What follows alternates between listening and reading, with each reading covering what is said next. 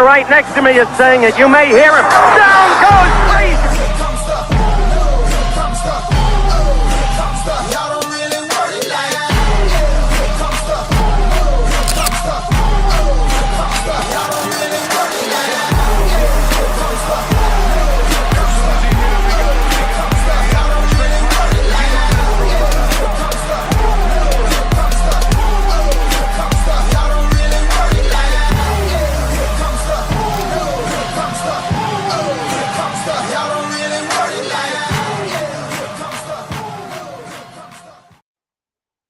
Hey, how's everybody doing out there? This is Jerry from the Neutral Corner. I want to thank everybody for tuning in. And don't forget, you can drop a comment in the comments and we'll get to any questions you have for our guests.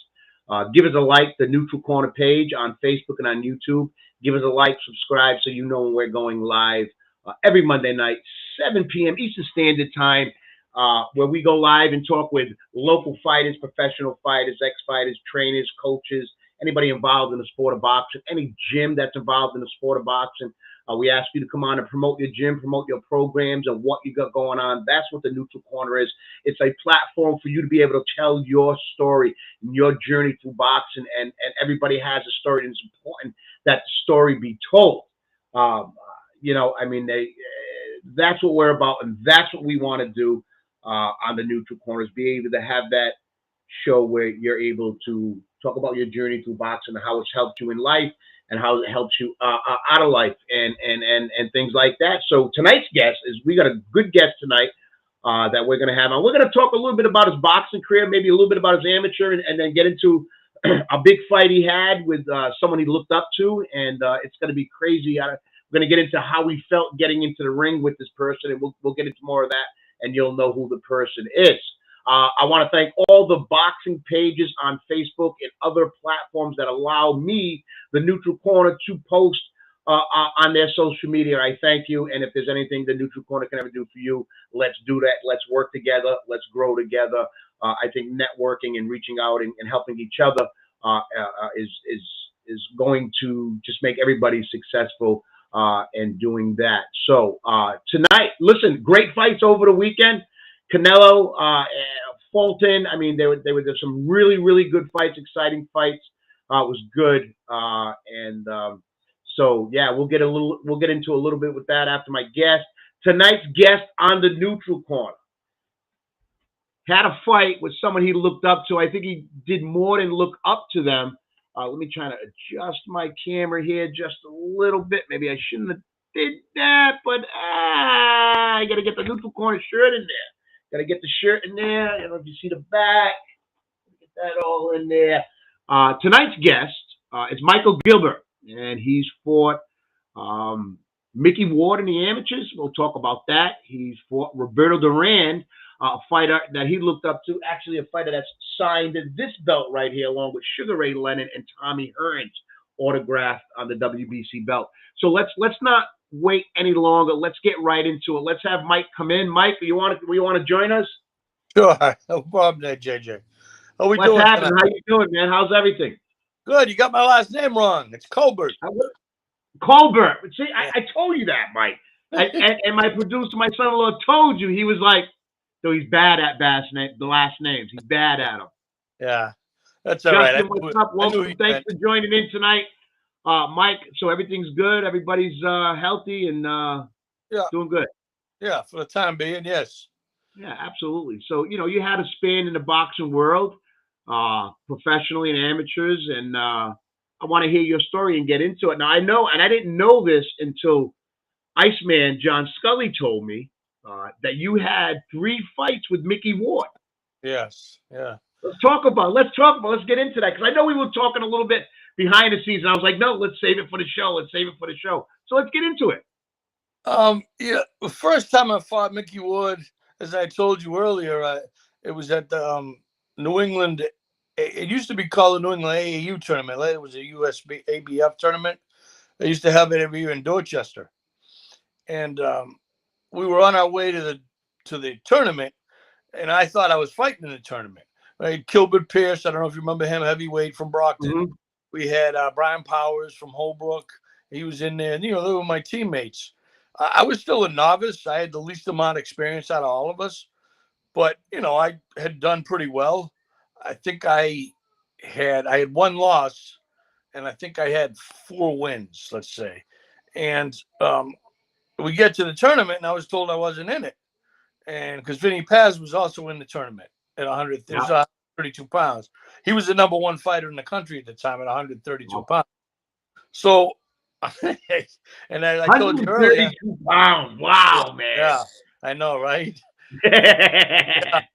So, I complained that I wasn't in. Tony Petronelli, my trainer, smacked me in the face. So they ended up giving me a special fight with a guy from Natick, and I beat him pretty easily. He kind of bled all over me from his nose. And, the joke was to let Tony should be slapping me before every fight because I was pretty more impressive fights. So I think it was in the second or third week, they realized Pazienza was on the U.S. team, was fighting against, I'm going to say East Germany. I looked it up recently, and he wouldn't be in the tournament. So Tony had said to me, you want to fight now? You fight this Mickey Ward. And I knew who he was. Everybody knew who he was. He'd already been to the Nationals. His brother had fought Sugar Ray Leonard. So we fought, and he beat me. He deserved the decision, but neither one of us did much. So, it was disappointing. And then I fought in the Golden Gloves a few months later, and I fought novice, and I won the New England Novice Championship. Well, it was the Southern New England, but then Paul Morissette would have the team from Holyoke come down. And just hang on. Just so people know that fighting novice at that time, was that where you were under 10 fights? 7? 7. All right, so now it's 10, but so that's before you got into the opens. Yeah, they didn't have a sub novice though. Okay. Yeah, that's that. So 7 fights, and I think I had 6 when I fought that fight. So it was my 6th fight, and then I fought, and then I won the Southern New England Novice Championship, and then Paul Morissette had the team from Holyoke come down, and I ended up beating him, and that was set as the New England Novice Championship. Officially, it wasn't, but I always tell people I won it. So then I ended up winning 18 fights in a row, and I fought Mickey Ward again in the same tournament in the semifinals in Dorchester again. And I hit him in the first round, and he fell forward, and his gloves touched the canvas. And the referee started to count. I went to the neutral corner, but then he stopped counting and wiped his gloves off. And I'm thinking, is that a knockdown or not? And amateur boxing back then, I don't know if it's changed, but that's not supposed to count any more than just another punch. A knockdown. The knockdown is not supposed to count at all. Right. So I looked at him, and his nose was bleeding, so I know I hit him. So we were about even going into the third round, and he hit me with that left hook to the body. And I'll tell you what, I never felt pain like that before. I have since, but not before that. And I was kind of running for my life. I stuck my tongue out at him because that's what I used to do when I was a kid and I got rocked. And he hit me with a left uppercut. And if I didn't have a mouthpiece in, my tongue would have probably come off. He ended up getting the decision. And then, he deserved it. He ended up going to the Nationals. He was on a team with Mike Tyson. And a couple of other local guys from around here. Our third fight, I went over and fought. I got a pitch. Oh, Davey Garvin was on that team too. Yeah, he was. You're right. That picture with Garvin and all those guys. Yeah, that's someone. I went over to Ireland and fought with the Irish Olympic team against England. And I gained a lot of experience. Being over there and being at the Petronelli gym, and I ended up fighting Ward again in the semifinals of that tournament. And this time I deserved to beat him.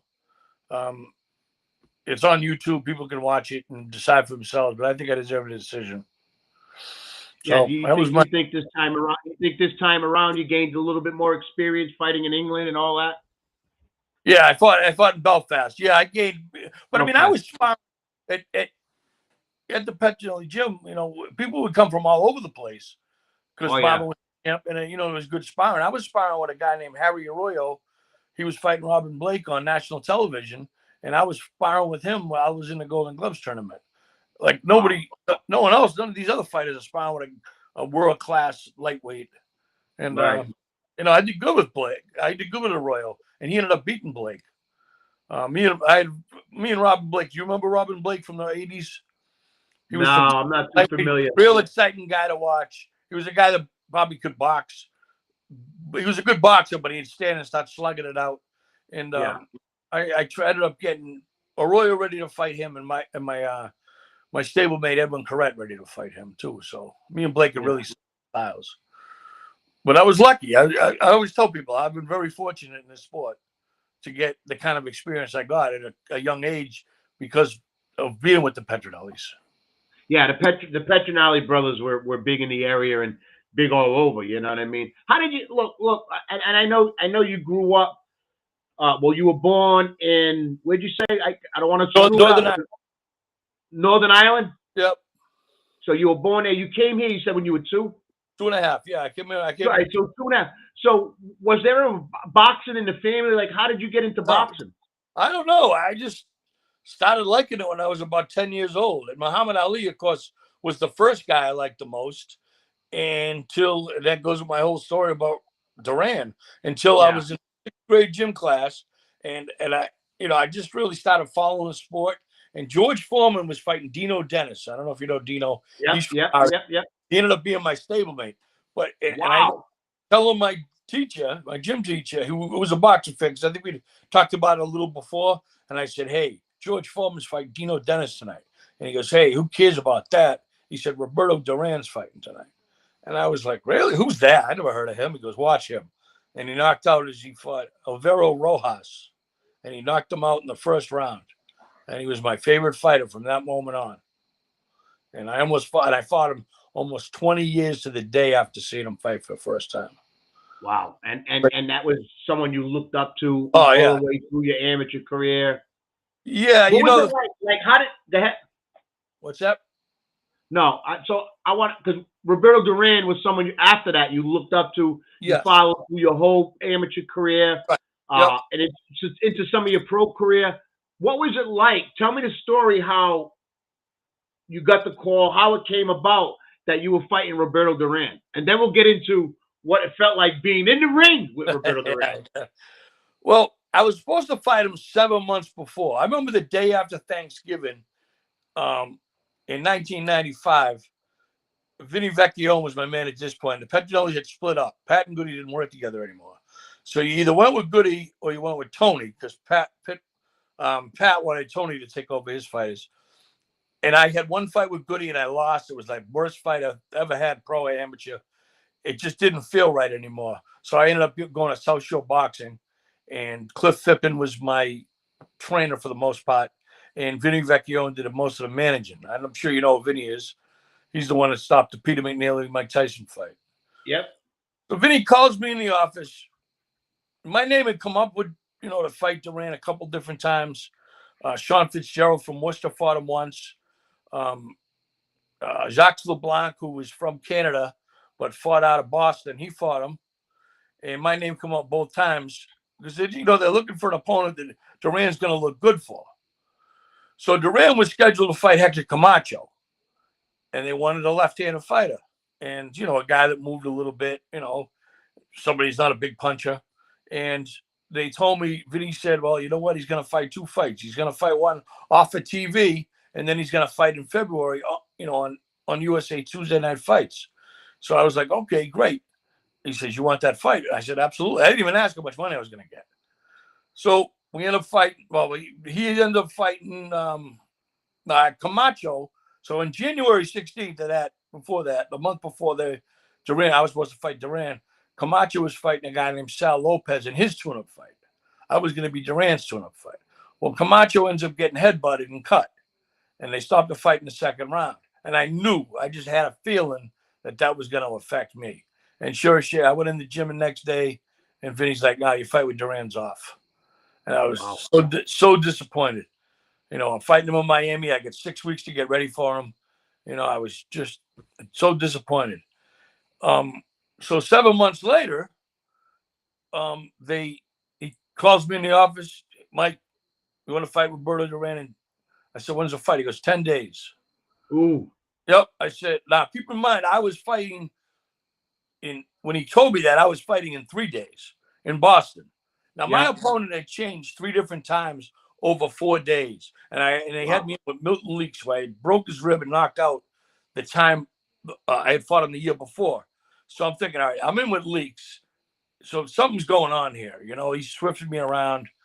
So I think Vecchio either had the deal done or thought he was going to get the deal done. So that way, I said, what about the Boston fight? He said, we're going to do that too. So I fought Leaks, stopped him in the third round. I actually lost the first round because I wasn't even thinking of Leaks. I didn't see the contract until a week before the Duran fight. So right after the weigh-in for Leaks, Vecchio gave me the contract for Duran. So I ended up fighting him a week after. You know, I didn't know for sure that I was going to be fighting Duran until a week before the fight. Wow. Yeah, Wow. a lot of moving parts. That's what people don't see. People don't realize that. It's funny. I wrote a story about this. It was going to be an ebook. I finished it 8 years ago next week because it was. I finished it on the 20th anniversary of fighting Duran, and I never got it published. So I'm talking to a couple. Yep, it's the seeing Duran fight in the 20 years leading up to fighting him, like all kinds of things in there. But boxing, like you have to be a boxing fan. I don't get into my personal life. It's just fighting this guy, sparring this guy, just a whole lot of different things going on. So you were already fighting Leaks, and then you're ready to take on Duran. And what'd you say? It was like 10 days? It was like I fought Duran a week after Leaks. I was asked to fight Duran 10 days before. Wow.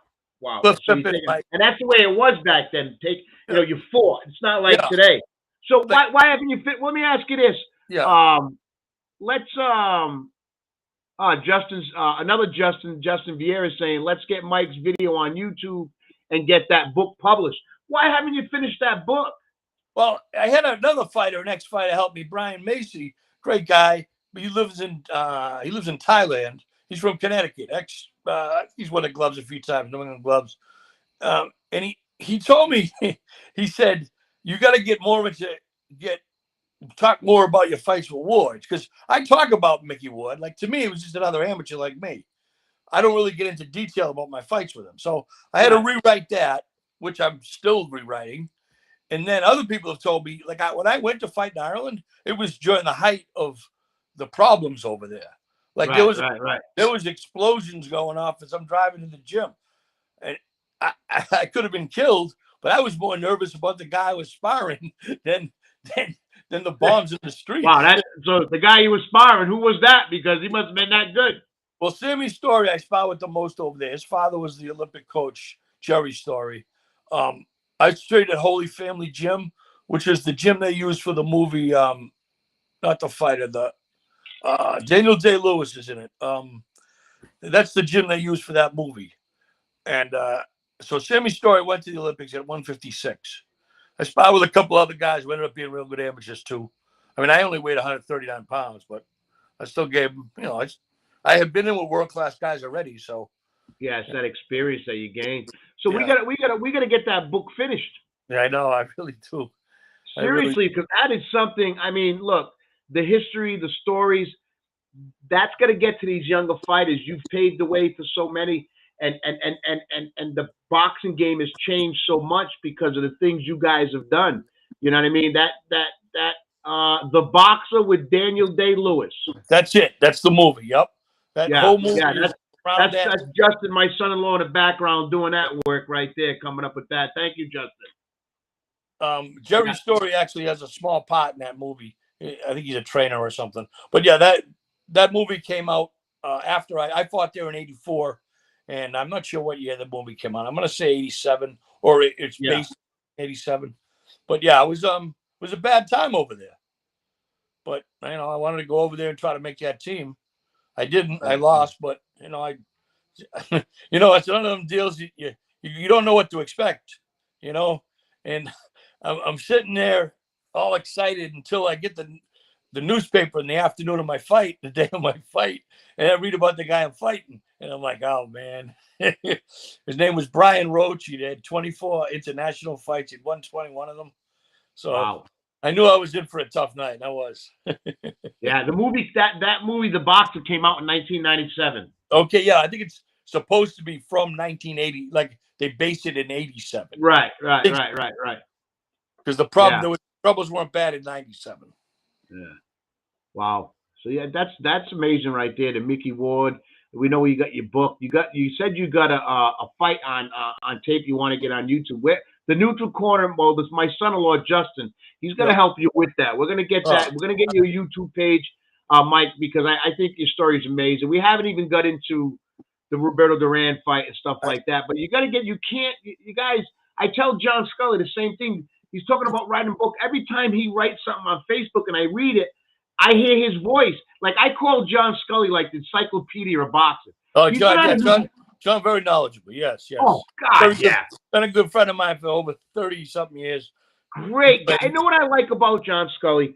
Let me tell you this, right? So I started the Neutral Corner, and it's small, and we were growing. And I followed him on ESPN, and I followed his fights, and I followed him on Facebook. So I inboxed him. I'm like, hey, you want to come on my show? It's called the Neutral Corner. I sent him one of the shows. I said, this is what we do, blah, blah, blah, blah. You know what he said? Yeah, no problem. Let's do it. He didn't have to do it. You know what I mean? He could be doing, he was with ESPN and all. He didn't have, but this tells you what type of guy he was.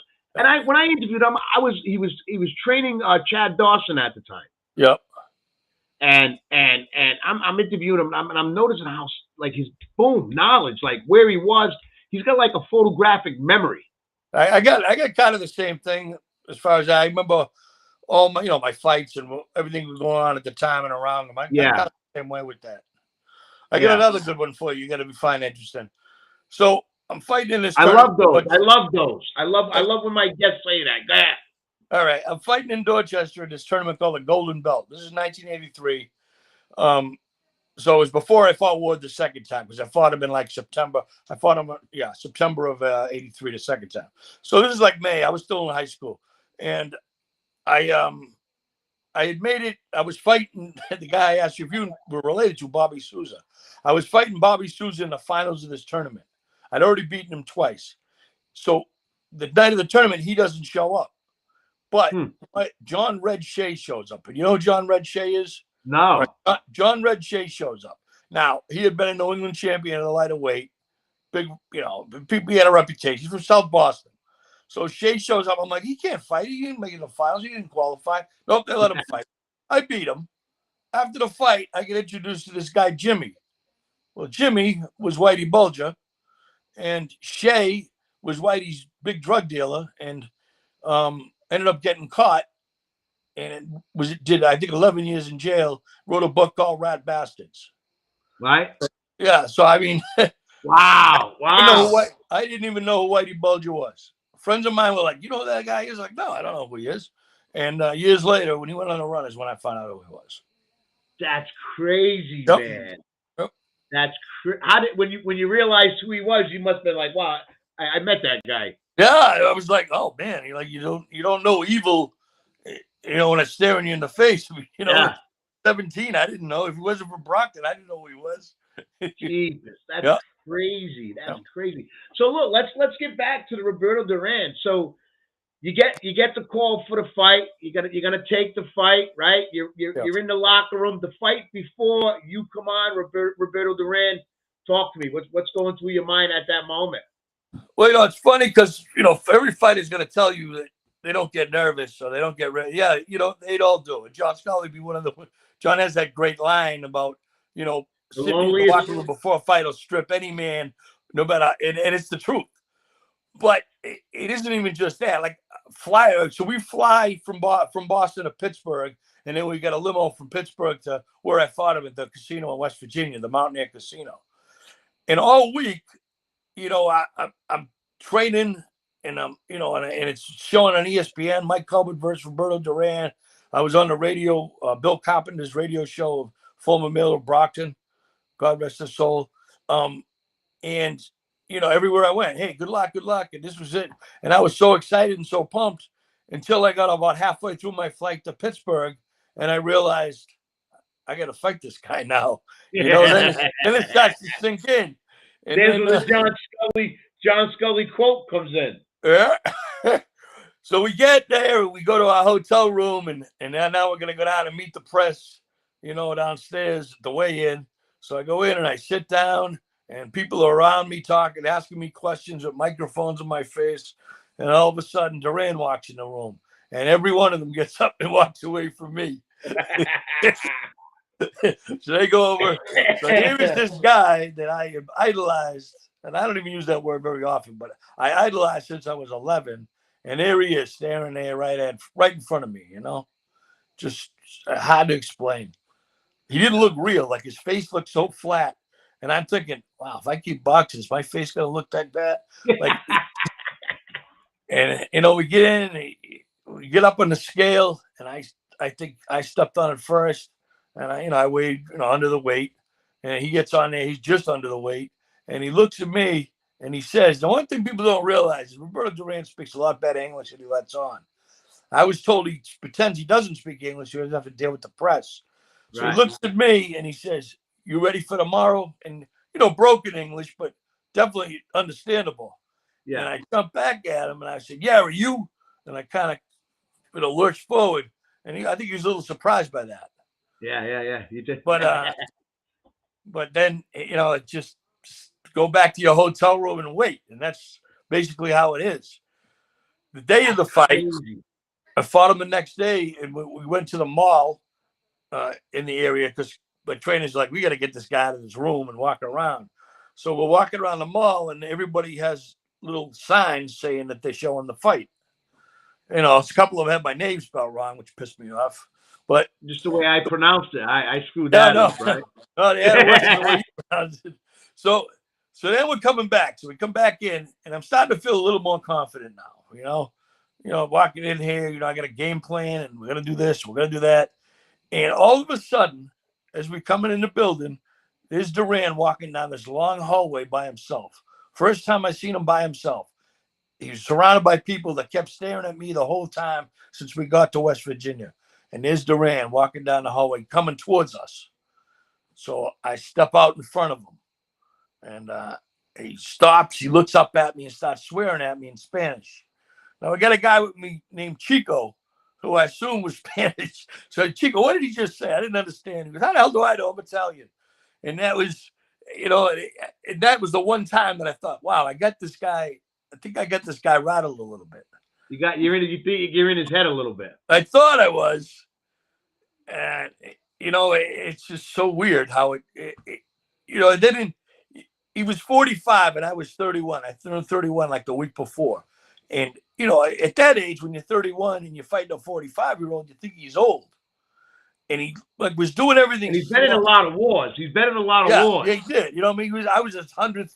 Let me see. Yeah, I was like his 99th fight. So he gets in the ring. He's slow walking, slow, until he got in the ring. And then when we were in the ring together and I look over at him, he's bouncing up and down like a 20-year-old. And I was like, okay, the whole plan, was to make this fight go deeper. We kind of had Vecchione's telling me, this guy ain't training for you. He's drinking wine right now. He's not worried about you. And, I didn't buy into it completely, but some of it made sense to me. Like, this guy never heard of me, So me and Peter McNeely came up with a plan. You got to stink the place out for some rounds, hold him on the inside, stay on the outside, and, and then, step it up a little bit. Sean, very good friend of mine, I mentioned earlier to you, Sean Fitzgerald fought him from Worcester. But Sean was all fired up, and Sean went out there and shot his load, right? The 6th round, I sparred with Sean 4 days before that fight, and I don't know why I was sparring with him, because me and Duran are nothing alike, and there were guys in the gym who were more like Roberto than me. So Sean dropping his hands. I got Sean against the ropes. He dropped his hands. I hit him with like 3 clean shots. I said, you better not do that with this guy. He goes, oh, I wouldn't do that with him. I wouldn't do that with him. And that's how Sean ended up getting knocked out. But he was gassed out because he came in all fired up. And it's hard to keep yourself from being that way. You've never been in a position like that before. I had 90 fights before this, but I'd never been in a position where you're so excited, nervous and excited at the same time. So you don't want to go out there and do all that. So it's tough to rein yourself in. And that's kind of what our plan was. Stay outside, stink it out, make it, the more exciting it is, the less of a chance you got to win, Right. So your plan was just like throw the jab, move, stick and move, right? Kind of frustrate him a little bit, get him off the game plan. Yeah, and get to about the 4th round and then maybe step it up a little bit and I got another story after I'm done with this one about how I should have fought him. So, that was the plan. And the only problem with that plan was, and I knew they were coming, but I didn't prepare for them enough because I won't say I didn't have time. I don't know if I ever would have had enough time with the body shots. Yeah. The body shots took everything out of me. And that was so by the fourth round, I caught him with a really nice left uppercut that I felt all the way down to my elbow. His head snapped up. And then a little bit later, in the fifth round, I caught him in a nice 1-2, like behind the ear. But I was already starting to feel the body shots, so I really couldn't get as aggressive as I wanted. You were taller than him. Yeah. I'm so that's why he was going to the body. He was trying to get you down. That's his MO, though. That's like everybody that fought him. Everybody that fought him, and the other one I'm going to talk about in a minute is Robbie Sims. Anybody that's ever fought him comes out saying the same thing that I say. This guy attacks your body. I mean, hit me in the solar plexus. I couldn't breathe. I mean, and I honestly don't think it was. Does he punch as hard as people say? And I said this to Vinny because me and Vinny Paz talked about it, and Vinny said he hit him harder than anybody. Right? Duran hit Vinny harder. Vinny harder. I said, well, I've been hit harder to the head, and Vinny gave me a funny look. But in my third pro fight against in my third pro fight, I got dropped by a right hand to the head that Duran didn't hit me that hard. But to the body, I had bruises on my body for 2 weeks. Yeah, body shots linger. You know what I mean? It's different to get hit to the head than it is to the body. Body shots linger. Now, when you fought on USA boxing, that was Tuesday night on fight. ESPN. Mine was on ESPN because that wasn't with Sean O'Grady. No, Sean O'Grady wasn't. No. Was it? Oh, okay. No, it was Bernstein and this other jerk, Bob Papa, who ripped me apart. Yeah. If you watch that fight, I'm not saying I was beating the guy, but if you watch that fight, it's a lot closer watching that fight with the sound off than it is with the sound on. Because when the sound's on, you got to hear these guys just talking about Duran. Nothing I do. I land punches, they're not even mentioned. Yeah, I know. I watched it. And it's funny you say that because they'll persuade. So let me ask you this. How should you have fought Duran? All right. Robbie Sims, who beat Duran, Marvin Hagler's brother. I sparred with Robbie. Me and Robbie fought that fight that I had before Duran a week before. Now, my manager, Vecchio, and everything was a secret with him. The sun's going to come up tomorrow. Don't tell anybody. Like, everything he said, don't tell Robbie you might be fighting Duran. I said, why? Don't tell him. Okay. Now, all right, I fight him. Robbie's insight on it would have helped me. It really would have helped me because Robbie said, Robbie, he goes, why do you fight like that? He goes, you can fight better than that. I go, well, I try to box him. I try to stay on the outside and box him. He goes, exact words from Robbie Sims. You can't box Duran. You got to fight him more. You got to be aggressive. And if you watch, and it's something I'm sure you've seen these fights.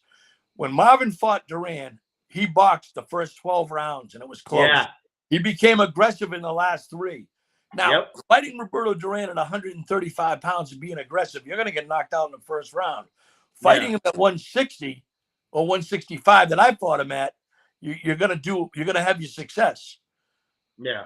And when Robbie fought Duran, he went right after him. I don't know if you've ever seen that fight. Robbie beat him on a split decision, and he did, in my opinion, did a better job than Marvin. So do you think he was a better fighter, lighter than heavier? Oh, Duran? Yeah. Yeah, definitely lighter. Definitely. Yeah. He could box and he could brawl. And when he got older, he just was kind of a boxer. I mean, I know he beat up Davey Moore, but he didn't beat Davey Moore up the way he would have beat up a lightweight, if you know what I mean. Right. No, I understand. Yeah.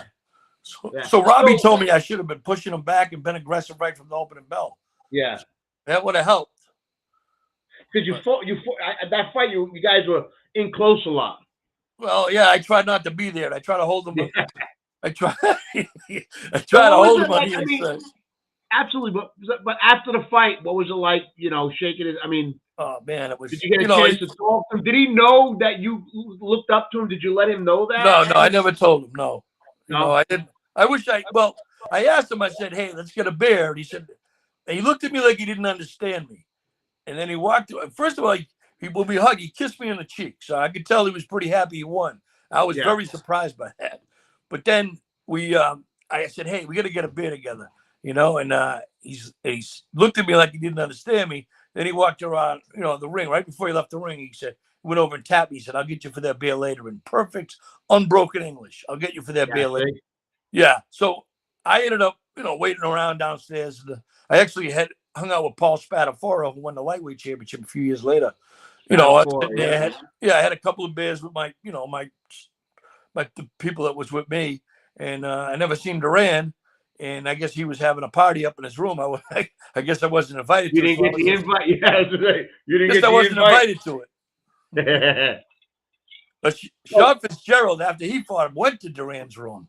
Yeah. And he asked Duran, what how can I improve or what can I do? And Roberto gave him some some advice. Yeah. So does he know till this day that he was somebody that you looked up to? And I don't. I've only seen him one other time, and that was at a autograph signing that a friend of mine has in East Boston. Yeah. And he did friendly enough. I never told him, but he remembered you. I would tell. At first he didn't seem like he remembered me, and then people were talking to him, and he's like smiled, and he remembered me then. Then he had him sign a couple of pictures for me. Yeah. So I mean, it was really a surreal thing, to come. When he walked in the room, I was like a little kid at Christmas. Yeah. So you go over to South Shore Boxing. Is that the same? Is that gym still open today? Yes. Yep. Yeah, because I think it's South Shore Boxing. They have a cross as an emblem. No. No? No, I don't think so. Maybe because I'll have to get back to you on that because I know there's another gym. So after your boxing career, you're done. Why? No training? You're not training any young fighters, helping out, or you just want to step back from boxing and say I'm done? No. I did. All right. So exactly 2 years after the day of my last fight. My last fight was on June 30th, 2006. On June 30th, 2008, I started working at LA Boxing that was in North Attleboro. Okay. And I was training boxers and MMA fighters. Best job I ever had. The gym was only open for 2 years. And then for a few years, I went to different gyms and ran fitness classes and trained some fighters, did some privates. I worked for the Poverty Youth Services for 22 years. Wow. But it wasn't a state program. It was a private one, state funded. Yeah. I'm actually starting at a state part-time for the state DYS program at the end of the month. So I'll be working 20 hours a week doing that. And I told them, because I've trained kids in different programs for the last about 10 years. I've been training kids in different programs. And I told them I would, train these kids. I'm not sure if they're going to let me because they were like, well, that might not be a good idea. But it's always kind of done the opposite, where a kid was a bully and then he learns he's not the toughest guy out there anymore. Yeah. Then, you know what I'm saying? So it kind of always works in the in favor of me doing that. Right. So Aaron Bernardo chimes in. I don't know if you're familiar with Aaron Bernardo, Bernardo's boxing. Right. Yeah, he says Mike's a great guy and a great storyteller. Even more amazing because he lived through all these stories. Great guy in boxing. Absolutely, Aaron, I agree with you 100%.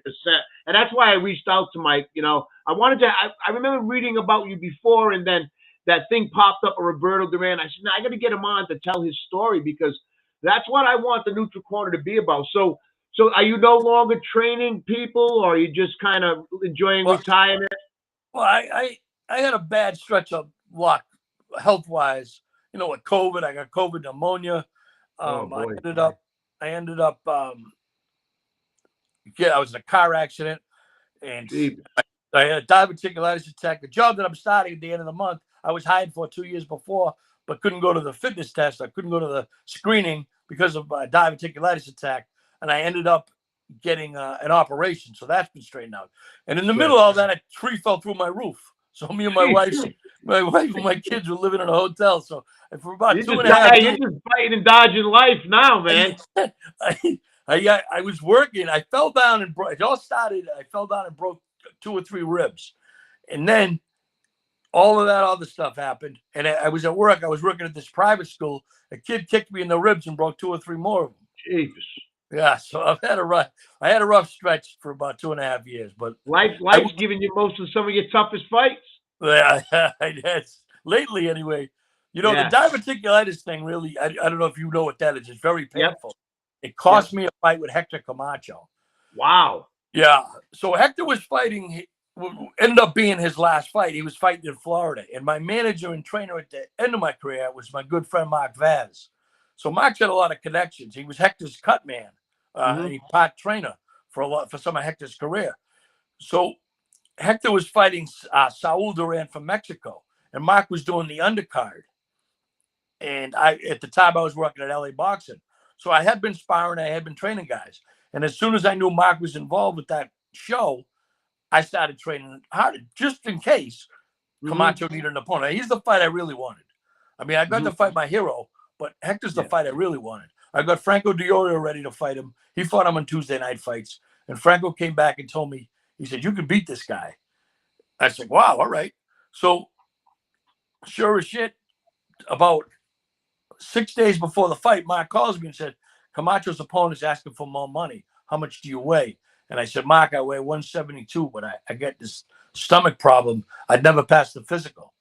So he goes, "Oh, if you get into the 160s," I go, "It doesn't make any difference if I get into the 160s. I says, "I would never be able to pass the physical for the fight." So that was the first real attack of diverticulitis I have. And Camacho fought Saul Duran. He looked terrible and lost the decision. And I couldn't picture Camacho beating me at that point. Yeah. So if you had to do it all over again, and you had the choice to fight Roberto Duran or Hector Camacho, who would you have picked, and why? I almost did have that choice at one time too, because they were both being promoted by Mike Acree. Style wise, I probably would have went for Camacho. You think your style, because styles makes fights, right? Yeah, I've always been good. What about your style? You think you would have been? I know what's his name. The guy that fought and said you could beat this guy, but what was it about your style that made you think you could? This would be a best fight for you. I've always done good with other left-handed fighters. I'm a southpaw myself. I've always done good. And the reason why I sparred Robbie Sims from like almost the time I first started boxing, and I sparred Robbie Sims hundreds of times. And Robbie's in his day was as good a southpaw as you could get. Yeah. So I'd always done good with other lefties. So I mean, my name came out to fight Camacho a bunch of times too, but they'd always pick another opponent. I mean, that's how it works when they have a TV date and they got a guy they're going to put on there, the A side, Camacho or Duran. Then they'll send that out to 3 or 4 different managers. You know, hey, is your guy ready to fight? You know, and and then they'll decide on one. So, I mean, I almost got in with Camacho probably 5 times, and the closest I came was at the end. It ended up being his last fight. You know, you got to get that book done. Yeah, I really. I mean, and look, if we got to talk off air, but if there's, I want to help you with that. That can't you just can't stop now with what you put into it and listening into your story now. That is a book I would want to read. I know you said you have to know boxing to read it. I would probably think most of the people you think would get it. So my son-in-law, the producer of the show, wants to chime in. So we're going to let him chime in because he's always got good questions. Come on in, Justin. Oh, can you see me? We can hear and see it clear. Okay. So I had to come in because, you know, Jerry knows. He never does this, so I had to let him in. Jerry hates when I know Jerry hates when I do this, but I have to because as I'm listening to you talk, Mike, I'm on Box Rec.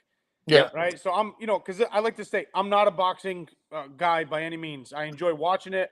I enjoy, you know, the physicality part of it. But you can't ask me anything about boxing. So when I'm listening to you talk about your career, talk about some fights that you had, I'm on Box Rec, looking over it. Right. You've talked about having a book. You've talked about having videos that people don't get to see, which I think they should see. You had a hell of a career. That's one. Yeah. Over almost a 20-year span. You fought Duran and then went on a 9. Duran. You ended your career with 9 straight wins. You know, 20, 18 years deep. So it's just, so I'm going to say this and then I'll back out. No. Anything that we can do to help you get that book going, that needs to I be got put it on out. That needs Bob's to be neck ready. too. Yeah, it's crazy. Look at it. I It's know. freaking I was just, insane.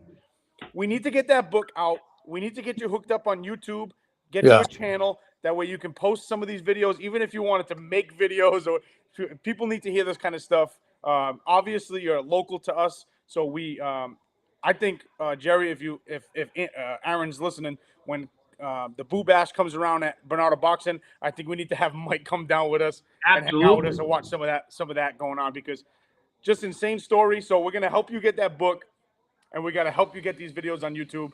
And Guys, I lost you. that's our Yeah, goal. we're good. We're good. Can you still hear us?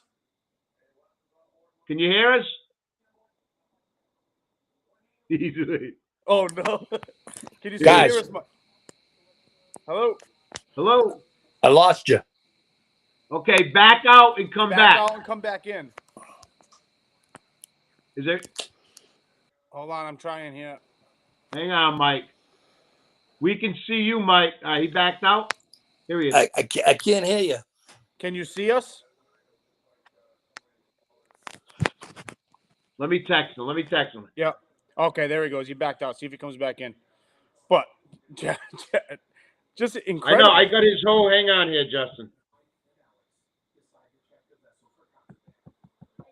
Here he is. He's back. Live. sorry. I love Yeah, I got a spam call and it went away. Ah, You can see baby. us and hear us They now? knew you were on a neutral corner. Just like when the referee told you, get a neutral corner, baby. That's the corner you want to be in, baby. So go ahead, Justin. Continue what you're saying, man. Let me know because I couldn't hear a word you were saying. Yeah, no, I'm just saying. Just obviously, I'm keeping tabs over here as you're telling stories. You had a phenomenal career. You're local to us. I mean, you're only right up the road, 25 minutes away. Yeah. You have, like you had mentioned earlier, you got videos I think that should be put up on YouTube for everybody to see, which that'd be cool. We have to work together. I think that's going to be a mission of Jerry and I, is to talk you into getting that book out there, because I know you said we need to know boxing, or you need to know boxing in order to read it. I'm telling you right now, after listening to the way you just speak, I'd read it. I would 100% read it. I would buy it. So we got to get that going. And then when Aaron Bernardo does his Boo Bash at Bernardo Boxing in Fall River, I think you need to come and enjoy some boxing with us so we can have a good time and we can meet in person. But just absolute hell of a career, and it's been awesome listening to you talk. So I'll back out now because I know Jerry doesn't like when they interrupt. So I would bring the fighters that I was training from the DYS place. I would bring them over, and Aaron would spar with Aaron's fighters in Fall. Oh yeah, yeah. Oh, so then Aaron's that's where I met great, Aaron. man, Yeah. what he does. Yep. Yeah, so he's having that event down, which Jerry always talk. We talk about it on the show all the time. Jerry talks about it. He's The doing Boo that Bash, cool event yeah. for the Boo Bash. It'd be awesome to see some of He's these. gonna have fights guys too. You might want to get in touch with him, Mike. Yep. With Aaron. His number. Yep. Yeah, because I'd love to meet you, and we definitely wanna help you get your YouTube going, and that book, baby. For sure. You have to, Mike. You can't just. Your story's gonna be told. I want to have you on again. You come on again? Absolutely. Hey, listen to this. It says, "There comes." This is Aaron. Aaron's like, dude. Here we go. He says, "I got 3 tickets for you guys for the Boo Bash. Let me know if you guys need more." Aaron, we want Mike there. Yeah, we gotta get. I'll end with this Mike before. there. And listen, man. That book's. I want to get your stuff up on YouTube because like you said, it's fights that people haven't seen, and I think that would be great to be seen. But that book and your story, that's gonna be a must. All right. I gotta add some pages. I gotta write some. Yeah, I gotta get back to it. Get as much in there as you can. Cram it. And whatever. And if you need help putting it together and all that stuff, I know somebody that. My son's an English major in college. My wife helps me out with doing interviews. We can put it in order and get it ready for you, man. And we just want to help you because that's what the Neutral Corner is about. We love the sport of boxing, and I think your story and other stories from fighters need to be told, man. These are stories and lessons that will pave the way for a lot of these young and up and coming boxers, man. I like it. I like it. And I mean, think about it. I'll chime in with this little bit. Think about it, right? This is the way I like to think of it: is the sport of boxing, right? we hear about all these athletes and all these other sports across the board, basketball, football, you name it, that come from our area, right? And they're household names to a lot of people. Chris Herron. There's been some Durfee football players that have made it, pro. It's just there's I don't think there's enough recognition for how rich and seriously deep the boxing roots are in our state and just in our area, in the South Coast of Massachusetts. Our area is so rich with people in the boxing community that have just done phenomenal things. I'm naive to you and your career, but after hearing it and looking at it, I'm like, this guy was only half hour from us doing this stuff before I was born, and now look at crazy career, and you over here talking to us about it. So that's all I gotta say. So we just need to stop giving these local legends of Massachusetts the praise. And I want to say something that I'm sorry, I'm rambling now, and I'll get off. No, it's all right. I promise. But we had talked pre-show about the statue, right? Yeah. And why do they always wait till people pass away to get? This is something that I've been saying for a long time, and this is how the phrase goes: is men have to start giving each other their roses while they're still here. That's what we have to do. Look at these local legends that are around us. We have to start giving roses while they're still here. We can't wait for people to be on to the next life to be giving them their roses. So that I'm all right. I'm out. You guys can finish. Yeah, no, and it's true. It's true, Mike. You got to get that book. You can't leave that knowledge here. You got to get it out and get that book out and let people know about your story in the sport of boxing. I mean, if you look at boxing, the way it is now compared to the way you came up in the boxing world, these guys are fighting like what, once a year? I think they fight more on Facebook and TikTok and everything else, more than they fight in the ring. You guys are in the ring banging with each other. I mean, 10 days, 5 days, you fought 1 week, you fought the next week. It's nothing like today. Yeah, sport ain't what it used to be. If you could change one thing in boxing, Mike, what would it be? Bad decisions. Wow. All right. Bad decisions. Guys put the heart and soul into this to get robbed. I've been robbed myself. I know what it's like. I fought on Nesson. I was a New England champion, New England Golden Glove champion. I fought the next year and fought the same guy. Luckily, it was on Nesson, so people could see it. I won every second of every round and lost the decision. I fought George Heckley at the Boston Garden for the New England middleweight championship. I punched both his eyes shut. Deserved the decision. They announced me the winner. Winner and New England champion, Mike Colbert. Then, we made a mistake. My people picked me up, and then my people put me down, and they picked up Heckley and announced him the winner. Wow. Yep. The night Louis Vito fought Mickey Ward. Yeah, it was the same night. So, I think I was broken up by that. I ended up fighting Durant a few months later, but I was ready to pack it in because of that. So, bad decisions. Wow.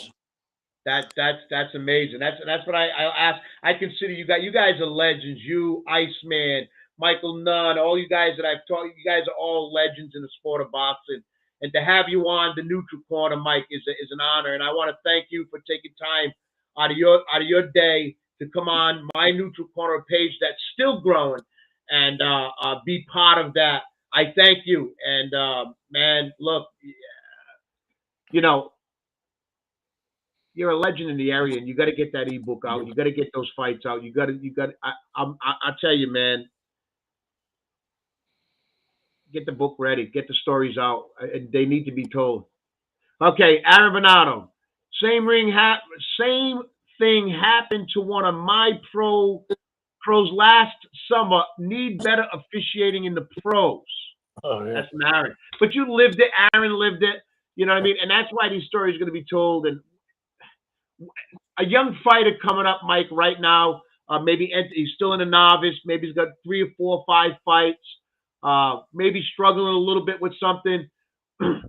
What kind of advice would you give these young fighters coming up today? Well, I mean, I don't know what it's like in the gyms now, but we spot all the time. And that's the most important thing in becoming a better fighter. Hand pads to me, they can only sharpen up a guy that's already got the tools. You know what I mean? You got to spar, and that's it. Like when we went to Petronelli's when I was a kid, If you went to the gym and you say, "Hey, you gonna box tonight?" and you said no, they give you a hard time. Yeah. You know, right? We spot all the time, and that's the main thing. No matter how you feel that day, you got to get in there and box. So, Yeah, and I kind of grew up in maybe the end of that era because with Ronnie Como and the Petronelli brothers and Libby Medeiros and stuff like that, we always were sparring. And Yeah. I loved to spar in a gym, but I had trouble when it was time to get on the stage, you know. And I think that bothered me and made me go down another road. But I always loved sparring because I'm not going to say there wasn't no pressure, but you weren't being judged. That's exactly right. Yeah. You know what I mean? And I enjoyed it. I had fun. And I love sparring. I sparred with a lot of people. And again, Mike, I want to thank you so much for taking time to come on a Neutral Corner and tell your story. And I want to continue to keep in touch with you and get that ebook out. We're gonna make it more than an ebook and get those videos on YouTube. We're gonna help you any way you can. Stay in touch. Again, thank you so much for being on a Neutral Corner, brother. Anything you want to say before I let you go? This has been real fun. I'd like to get on again. And, absolutely. Yeah. So I'm gonna include you. I want to have a round table discussion. And while just for a quick minute, I'm gonna putting a panel together to talk about high school boxing and if that we think would be a good sport and maybe help out a little bit with bullying, right? And not to train fighters or boxers to go beat up the bully, to build more confident young men and stuff like that through the sport of boxing. I think it would be a great high school sport. What do you think? Do you think boxing would be a good high school sport in our area? Absolutely. Absolutely. It's got that bad, like, especially now, what happened with supposedly what happened with the recruit for the state police. It's got a bad, it's got a bad name. Yeah. It's ran correctly. It's a great tool for these kids. It really is. Yeah, and that was an unfortunate accident and I don't know the ins and outs of that. And I did an interview with the Massachusetts State Police boxing team. I just went to one of their shows in Fairhaven. Been in contact with them.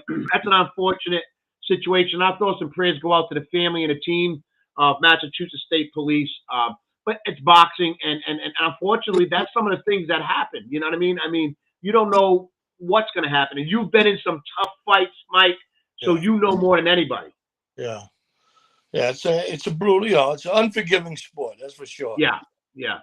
Well, great being on, though. I really appreciate it. And any other time you need me to let me know. Absolutely. And I'll write a few more pages because I just needed some motivation. This gave it to me. Oh man, that's great. Listen, you're gonna get. Listen, I'm glad you said that. We that's what we want to do, but we got to get it going, Mike. I'm telling you right now, the stories, the people you fought, your career.